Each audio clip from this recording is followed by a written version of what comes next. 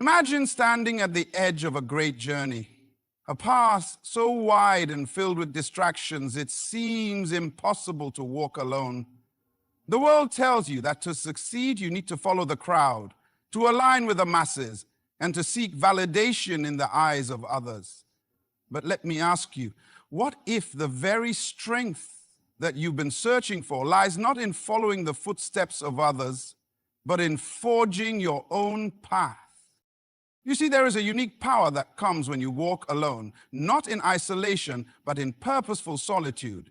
It is in this quiet place of clarity that you begin to hear the voice of your own destiny, guiding you with a strength the world cannot offer. The path that others are too afraid to take often becomes the very road that shapes the greatest leaders, the most impactful visionaries, and the ones who change history. You walk alone, you are not lost. You are simply moving in the direction that few dare to go, but all secretly long to find. It is in the silence of the journey that you are forced to confront your deepest fears, your unspoken doubts, and your greatest potential. The path is not easy. It will challenge you, stretch you, and refine you. But let me remind you, it is in the furnace of solitude that the strongest steel is forged. So do not be discouraged when others try to pull you off your course. The crowd may offer comfort, but it will never give you direction. It is only in walking alone, trusting the vision in your heart, that you begin to experience the power of true leadership. Then solitude is not isolation. It is a place where clarity and purpose are birthed. So often we fear being alone. Society teaches us that success is found in the hustle of the crowd, in constant noise and distraction. But what if the very essence of our greatest discoveries and accomplishments is found in the quiet moments of solitude? What if in the silence we can hear the whispers of our true calling, the direction we need to go, and the wisdom we are so desperately seeking? Think about the life of Jesus Christ. In the Gospels, we see time and time again that after great crowds gathered to hear him, he would withdraw to a solitary place to pray. He didn't just seek isolation for the sake of being alone. He sought solitude to connect with the Father, to refresh his spirit, and to gain clarity for the next steps of his mission. If the Son of God, in his perfect relationship with the Father, found it necessary to withdraw into solitude, how much more should we? In our own lives, we often feel the weight of the world pressing in. We feel the need to always be surrounded by people, to keep up with the noise of social media, to have validation from others. But when was the last time you truly spent time alone with yourself, reflecting on your purpose and your direction? How often do we allow the distractions of the world to drown out the still, small voice inside of us that's trying to direct our lives? It's easy to forget, but the most important revelations often come in the quiet moments. Think of a painter who stands before a blank canvas. The artist doesn't begin with noise and distractions. They sit in silence, allowing the image to form in their mind. Only in the quiet does the masterpiece begin to take shape. If we are not willing to embrace solitude, how can we expect our lives to reflect the vision God has placed in us? In solitude, the artist can see clearly what the world cannot. Similarly, when we are alone, we can truly see who we are meant to be, and what steps we need to take to fulfill our destiny. It's easy to mistake solitude for loneliness, but there's a vast difference between the two. Loneliness stems from feeling disconnected and unwanted, while solitude is an active choice to spend time alone with a purpose. When we embrace solitude, we are not running away from the world. We are preparing ourselves for the world. The world may try to pull us into its chaos, but in solitude, we recalibrate our hearts and minds to hear clearly from God and align our steps with His will. Consider the story of Moses. After he fled Egypt, he spent 40 years in the wilderness. It was in those years of solitude that God shaped him, refined him, and prepared him to lead the Israelites out of bondage. Without those years of solitary preparation, Moses would not have had the strength, clarity, or purpose needed to carry out God's mission. In the wilderness, he was not abandoned. He was being molded. This is true for all of us. Often, the quiet times of our lives, the moments when we feel isolated or alone, are the very times when God is preparing us for something greater. Our greatest revelations, ideas, and breakthroughs often come not in the noise of the crowd, but in the quiet of solitude. The Bible tells us in Psalm 46:10, "Be still and know that I am God." It is in stillness and quiet that we truly encounter the presence of God, and in His presence, our direction becomes clear.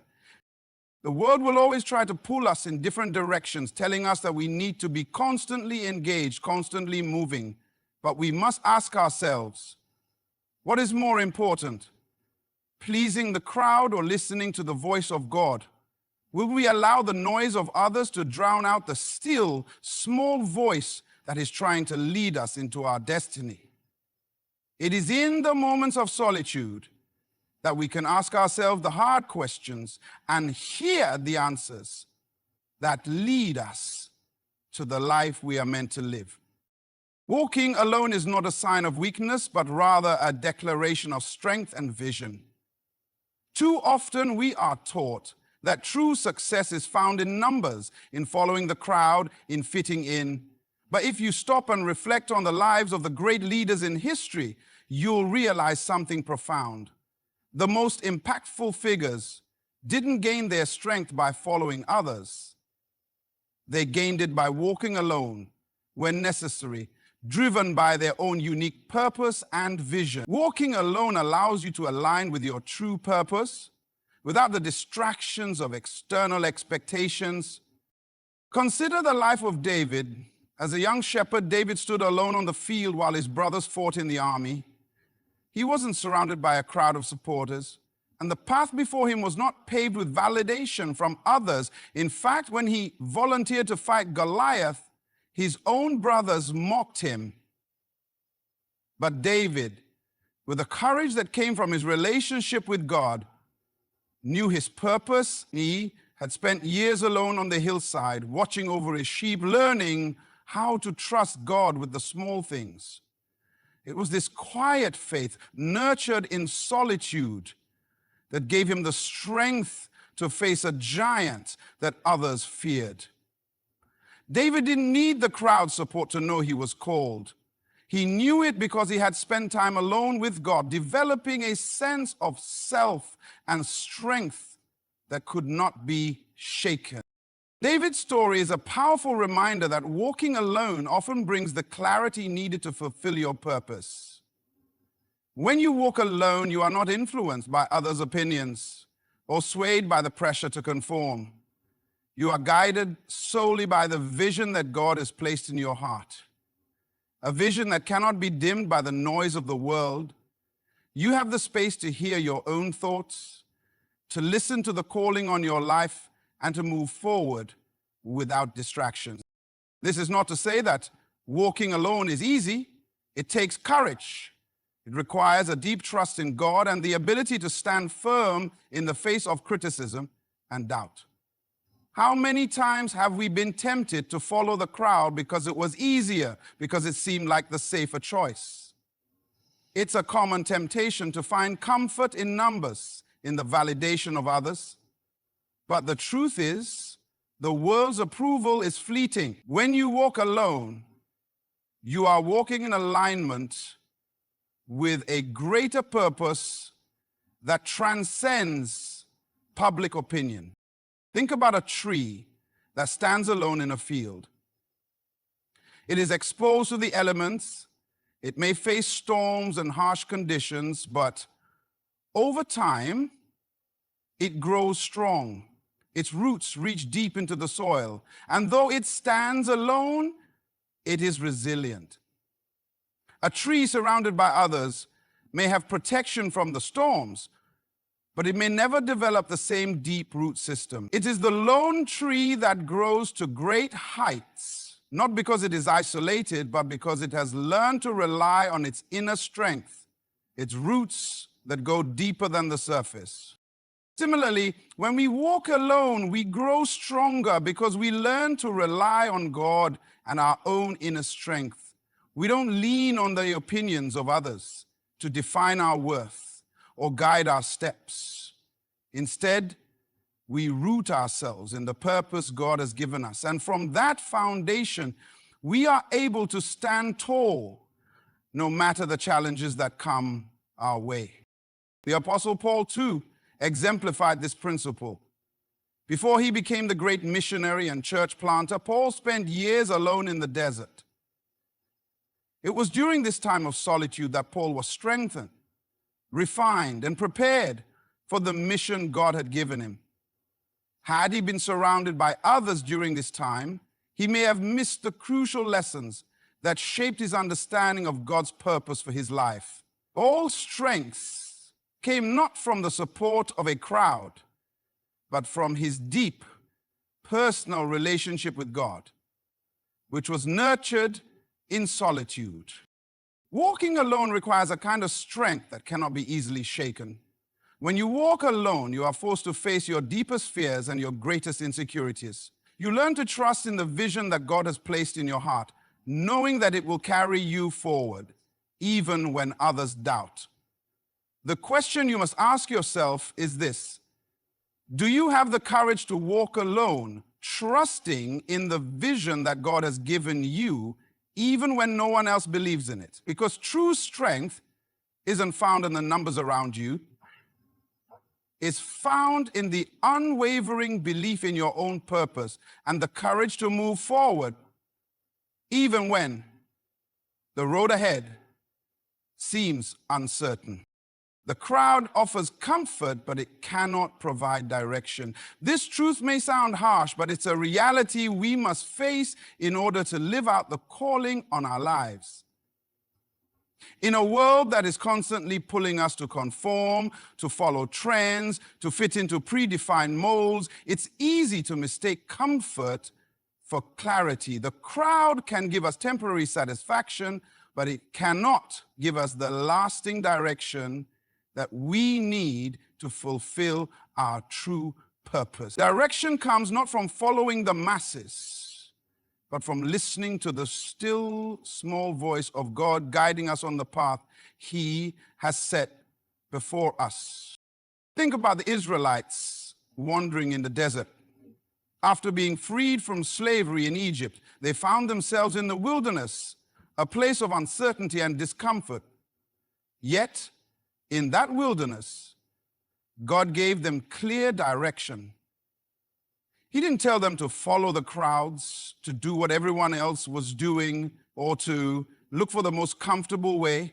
Instead, He led them by a cloud by day and a fire by night. His guidance was specific and personal, not based on what was popular or easy.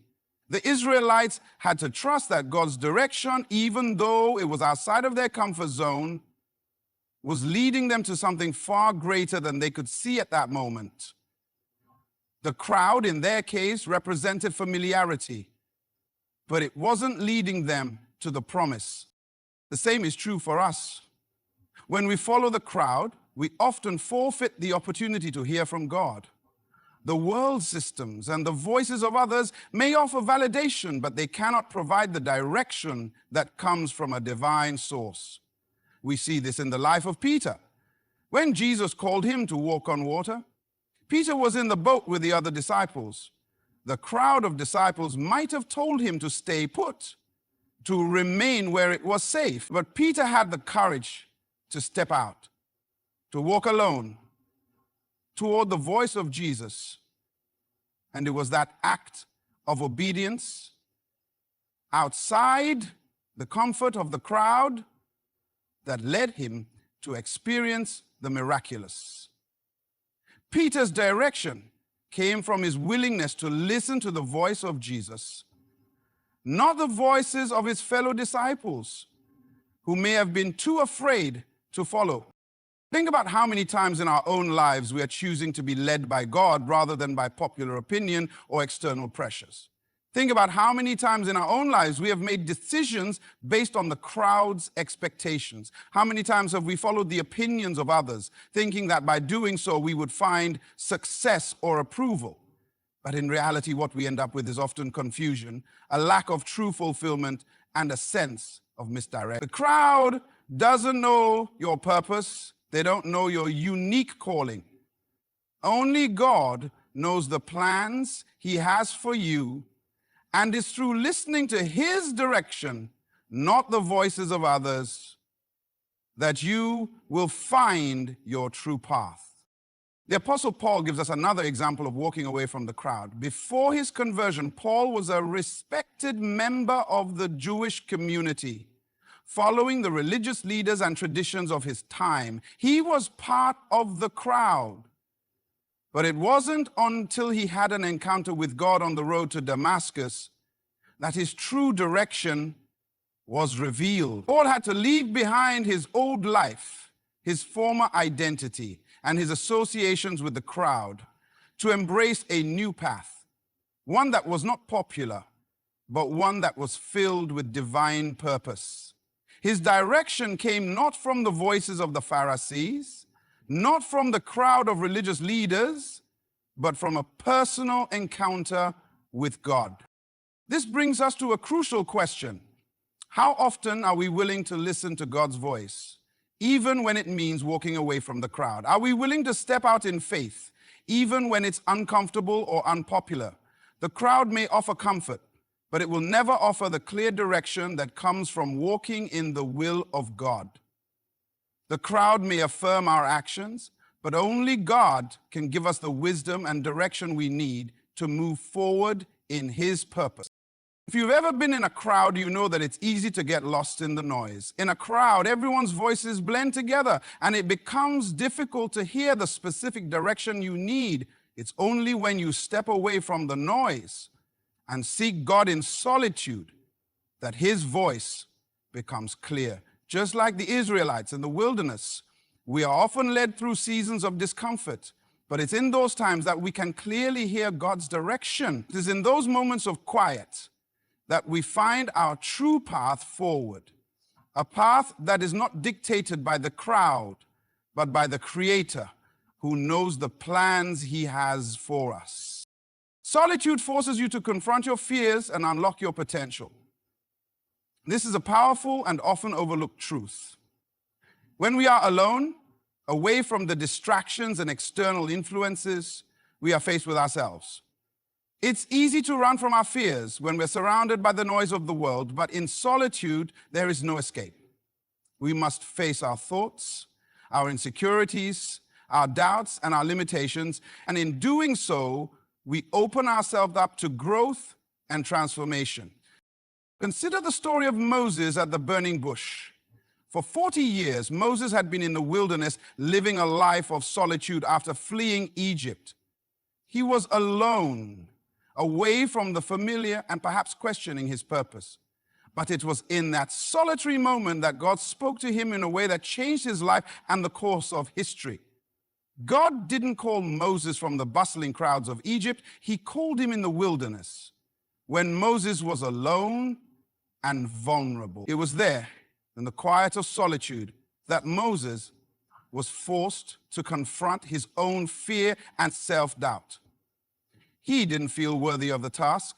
He had insecurities about his speech, his past, and his ability to lead. But it was in that moment, when all his fears were exposed, that God empowered him to step into his purpose. The same can be true for us. When we are alone, we are forced to confront the things that hold us back. We are forced to ask ourselves the hard questions. Why am I afraid? What is it that's keeping me from moving forward?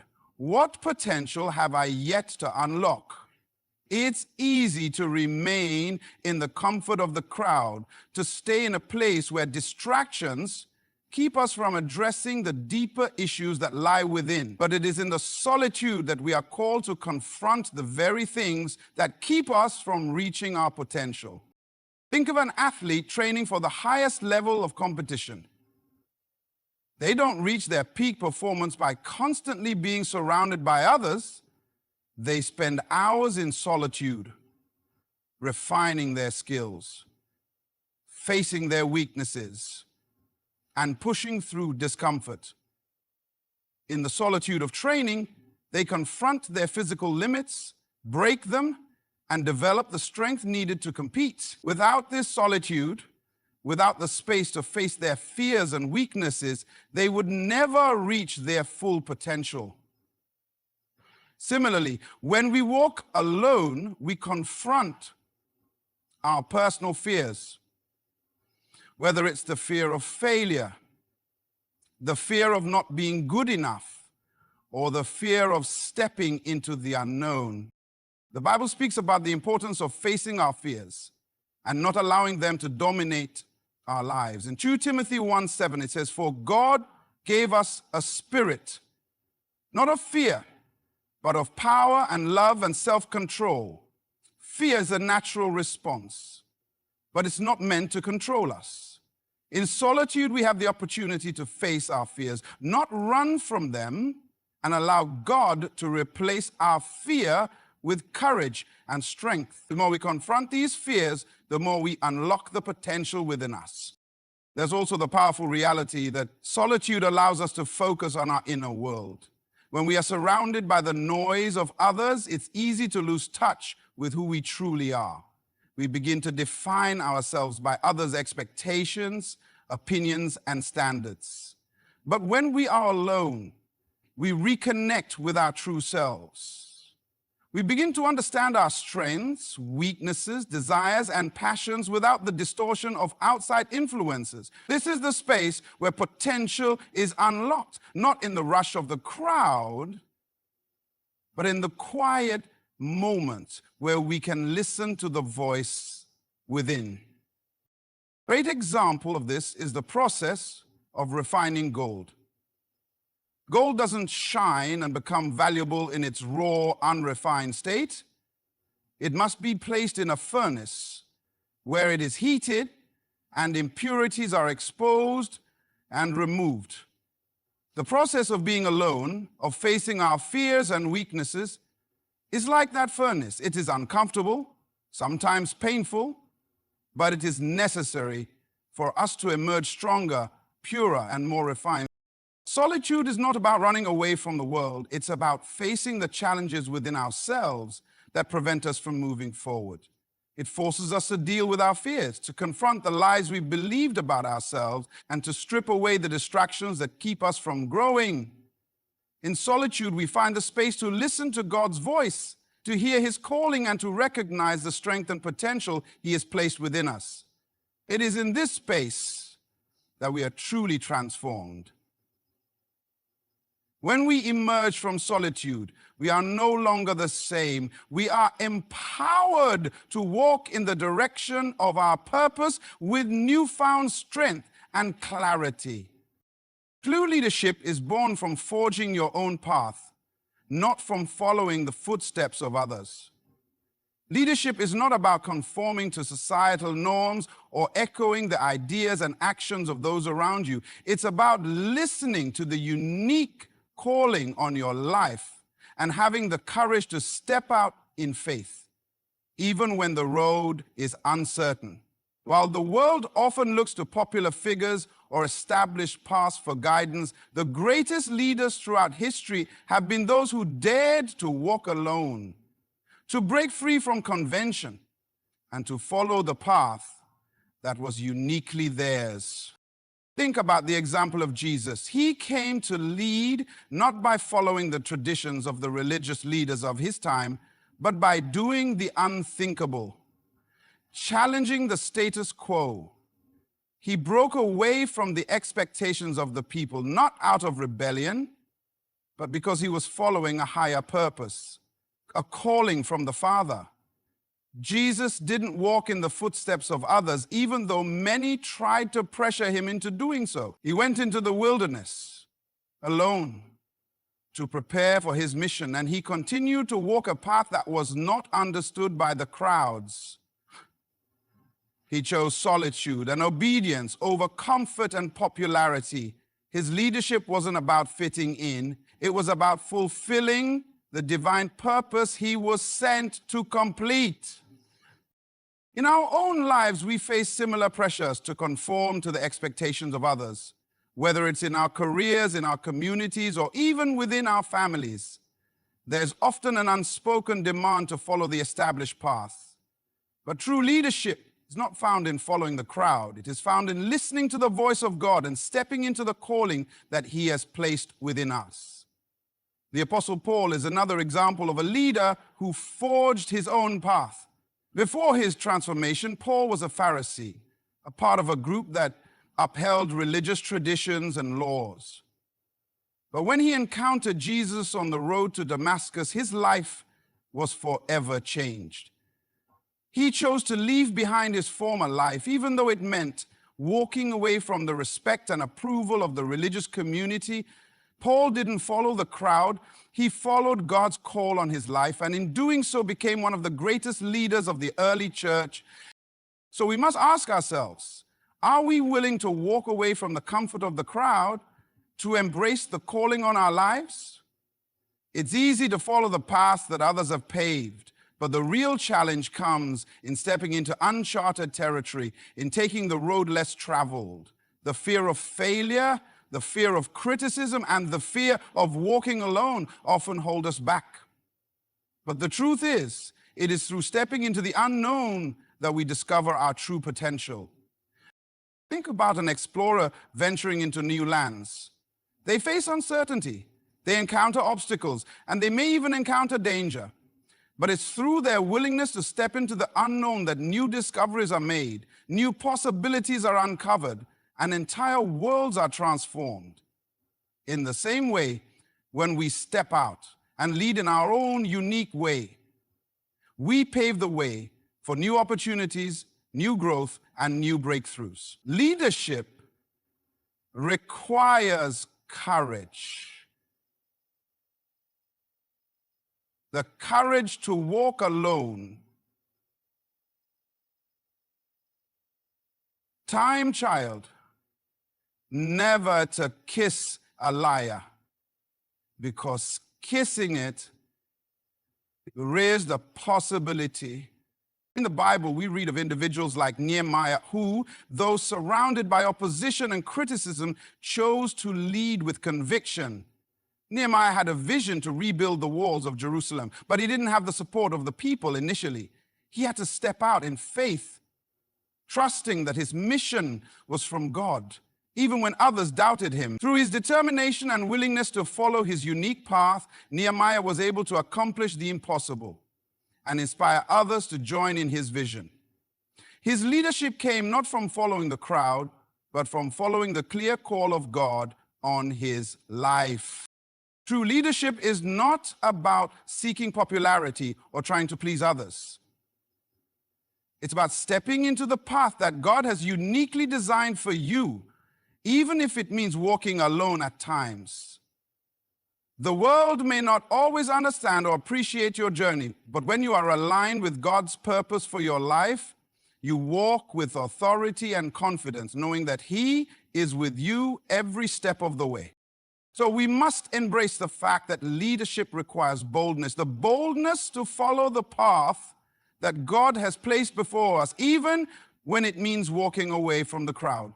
It is in forging our own path, staying true to the calling we've received and trusting in God's direction, that we become the leaders we are destined to be.